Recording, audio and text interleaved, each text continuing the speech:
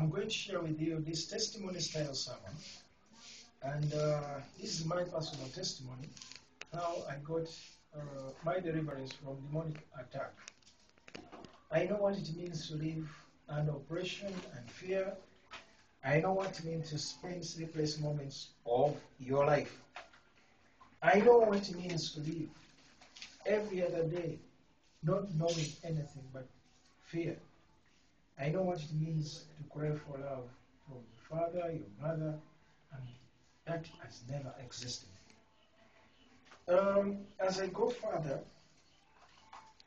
I'm going to leave out all the other things of my background, my family, and other things. But I want to concentrate especially at, I'm going to look at the things where I had demonic attacks and operations that left my life miserable. And I want to share with you this sad moment that took place in my life. You know, what used to happen to me when I was young, that every night and every time I went to sleep, even during the day, as long as I closed my eyes into sleep, I would get all sorts of demonic attacks, strangling my leg, chasing me to kill me. What followed these episodes was I feared to go to bed. There are other things. There are other things I feared. Darkness, so much as a result of all these attacks from demons.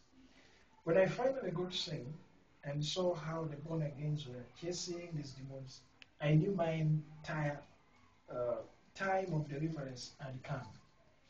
But to my surprise, this was not immediately.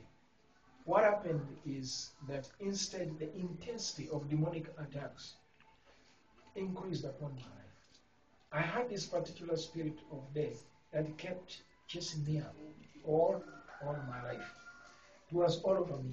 I knew anytime I could die, something kept whispering to my mind, you will, definitely you will have a car accident. So what happened, I became afraid of boarding cars, my slightest thing.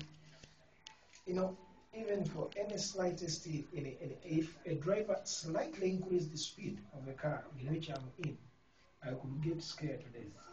When it came to walking on the road, when I would see a car beyond, in front or behind me, I would walk far away in the bush, and I would pray and say, God, let this car not knock me. I feared death all the time. Fear was constant in my spirit. For countless times, I would find myself in the middle of the road, and several times I survived to be knocked with the cars. I would then call Jesus' name, and I would deliver me. Now, because my dad was my greatest fear, the Spirit transformed themselves into my father's image. And every night they threatened me that if I don't stop being saved and praying, I would end up in trouble. The more I prayed and fasted, the more I got the attacks. There came a time when I fell sick with no medical condition diagnosed. I lost weight and had no appetite for years. I got many people, pastors, to pray for me, but there was nothing. One time I went to the pastor, called it home, I heard of him, and they taught us about deliverance. But all did not yield much. One day I was just sitting and thinking God and praying, fasting. I had something in my spirit break, and I knew God had delivered me. That night, I told God, please, I want you to show me the sign that you've delivered me. That night, he showed me a very gigantic creature carrying 2 spears. It tried to throw at me, and they all missed me.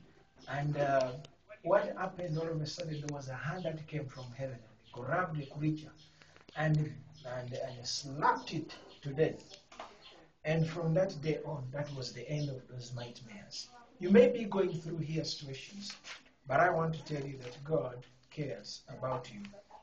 Some things, Habakkuk says 2:3, some things have their cycle in an hour and some in a century, but his plans are not ours. It took long, but finally God delivered me. And I'm now a free man. Because of interest of time, let's stop here.